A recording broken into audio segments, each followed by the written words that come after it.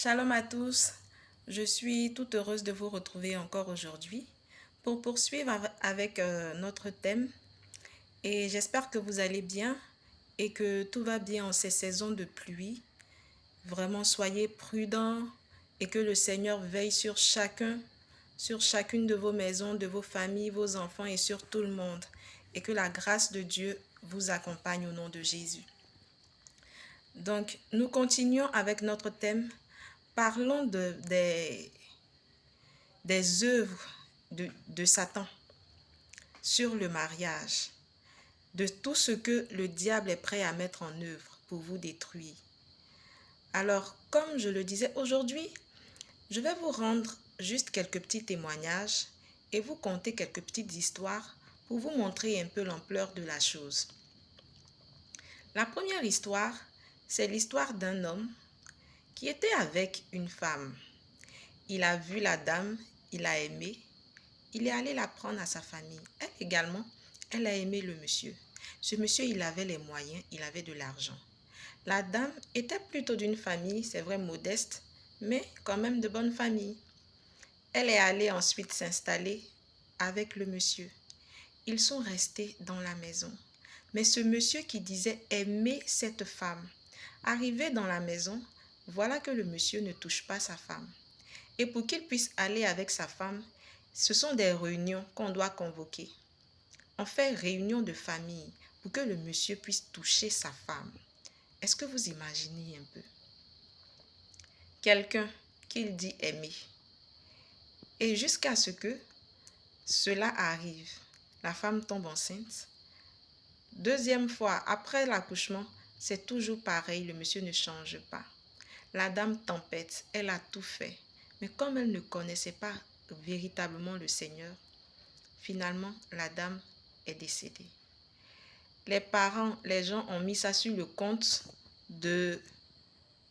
C'est le chagrin, c'est Goumen qui l'a tué. Mais par derrière, quand vous rentrez dans la profondeur, vous voyez que ce monsieur était touché par un gros esprit. La dame également, il y avait une sorte de réclamation et de malédiction qui planait sur sa tête.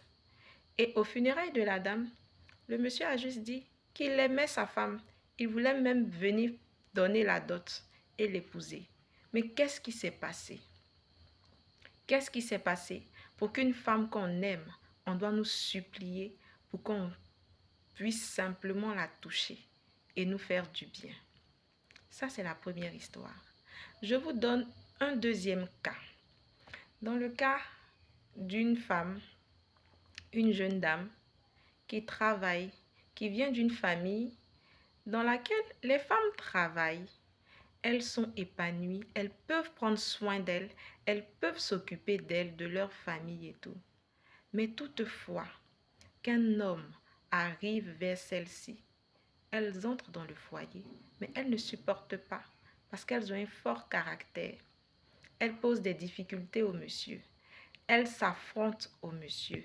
Elles disent que elles aussi, parce qu'elles sont émancipées, elles ont le droit de parler lorsque le monsieur il parle. Donc, c'est le manque de respect, c'est l'insoumission.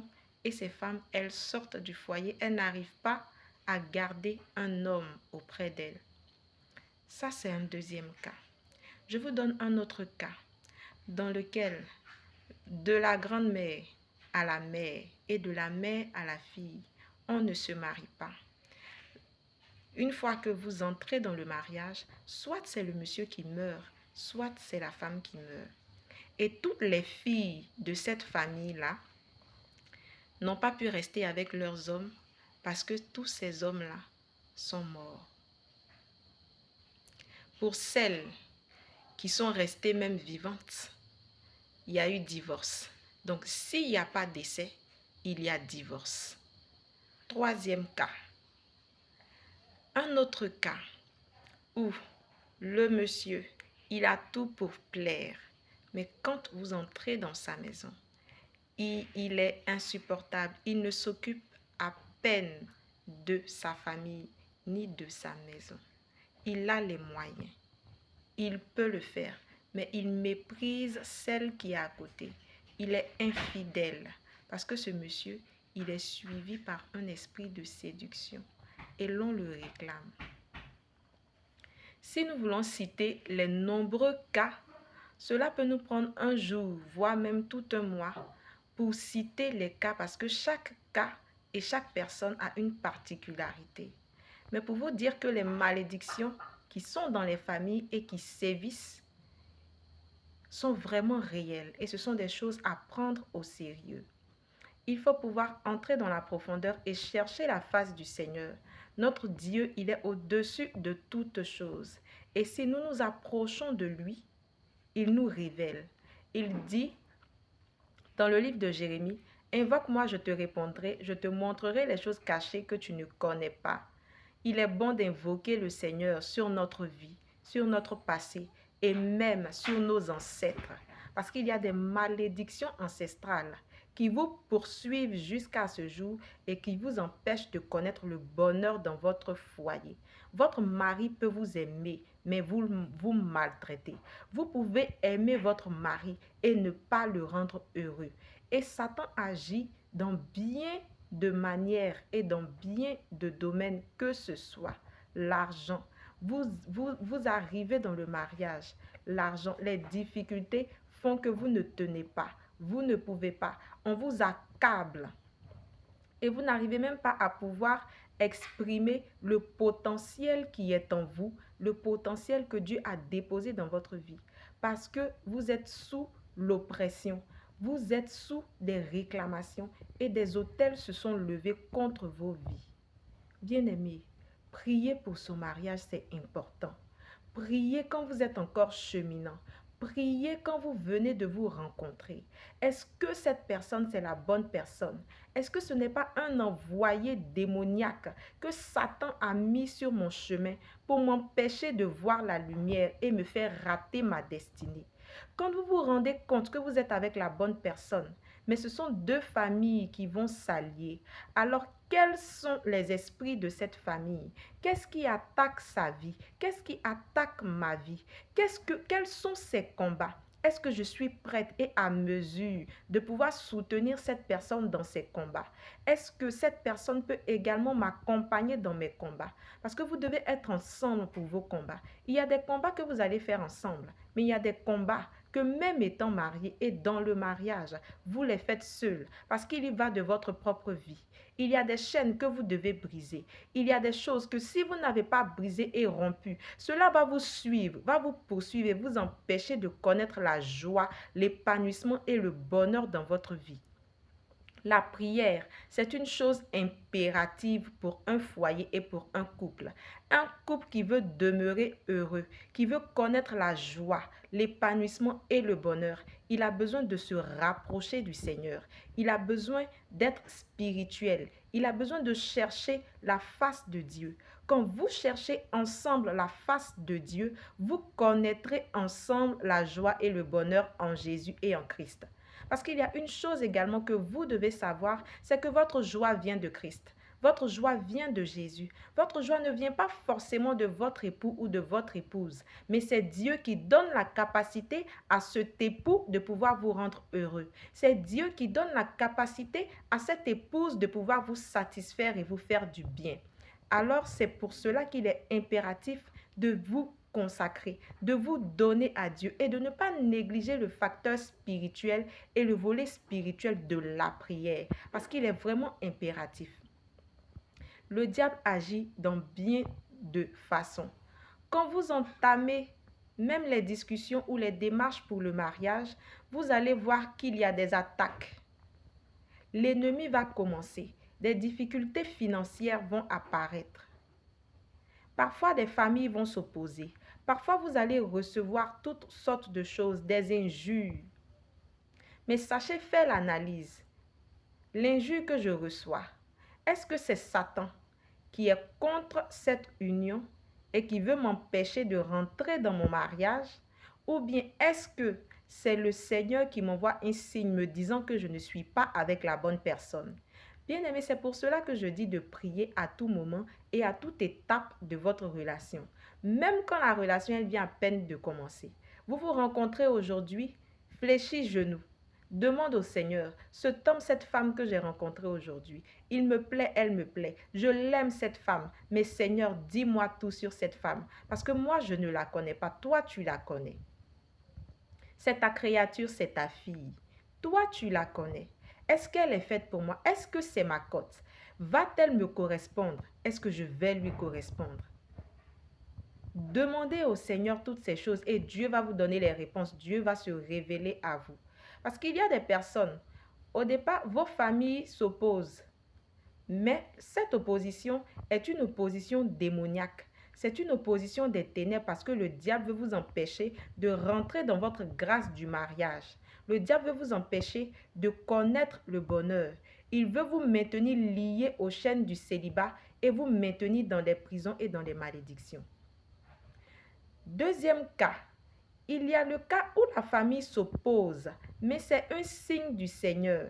Parce que quand ceux qui sont vos devanciers voient celui ou celle qui est en face de vous, il vous dit par l'esprit ou par la sagesse même de Dieu que celui-là n'est pas fait pour toi. Celle-là ne sera pas celle qui te fera du bien. C'est la personne que tu ne dois pas rencontrer dans ta vie, avec qui tu ne dois pas te mettre qui est en face de toi. Alors, dans lequel des cas vous vous situez? Mais si vous ne priez pas, comment est-ce que vous allez savoir si l'opposition qui est là, ça vient de Dieu ou si ça vient du diable? Est-ce que c'est une interpellation que le Seigneur est en train de me donner ou est-ce que c'est Satan qui est en train de me mettre des bâtons dans les roues?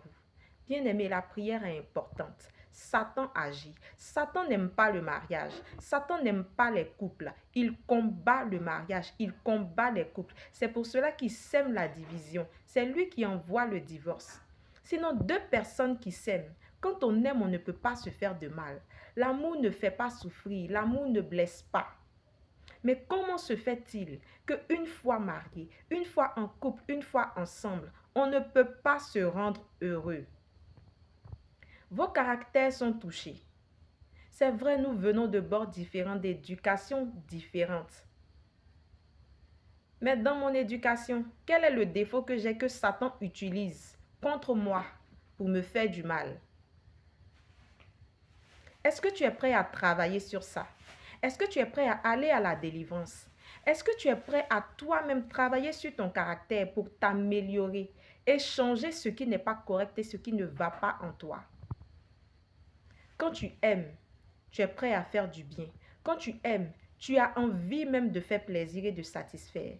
Alors pour satisfaire, s'il y a quelque chose en toi qui blesse, il faudrait que cette chose soit ôtée. Ce n'est pas par la force, parce que ton comportement, ton caractère, c'est inné, ça y est en toi. La personne qui peut t'aider à t'améliorer et à te faire toi-même du bien d'abord, mais c'est Dieu, c'est le Saint-Esprit. C'est le Seigneur qui peut t'aider. Donc, à tous les niveaux que ce soit, il te faut prier pour ton caractère, pour ton comportement. Il te faut prier pour celui de la personne avec qui tu marches. Il te faut prier pour tes habitudes. Il te faut prier pour ta vision, pour la mission que tu as sur la terre. Il te faut prier en tout temps, à tout moment et pour toutes choses. Quand on rentre dans le foyer, on ne se repose pas. Dans la prière, parce que Satan, lui, ne se reposera pas. Il continuera de te lancer des flèches, de t'envoyer des pics jusqu'à ce que tu trébuches. Mais as-tu les bases assez solides pour tenir et pour demeurer dans ce foyer? Qu'est-ce qui te fera tomber? Le diable? L'insoumission? Ton mauvais caractère? Les alliances, les autels de ta famille qui parlent contre toi et qui s'acharnent contre ta vie? Lève-toi dans la prière, ma sœur. Tu dois être une femme spirituelle. Mon frère, lève-toi également dans la prière. Un homme spirituel, c'est celui-là qui conduit mieux sa famille. C'est celui-là qui sait où il va.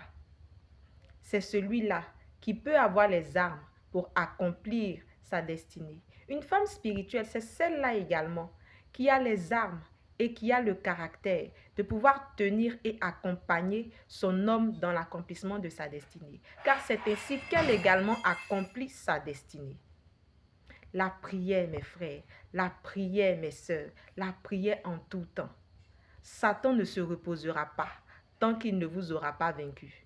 Mais le Seigneur dit dans sa parole qu'ils vous feront la guerre, mais ils ne vous vaincront point. Alors je déclare que le diable ne vous atteigne point au nom de Jésus.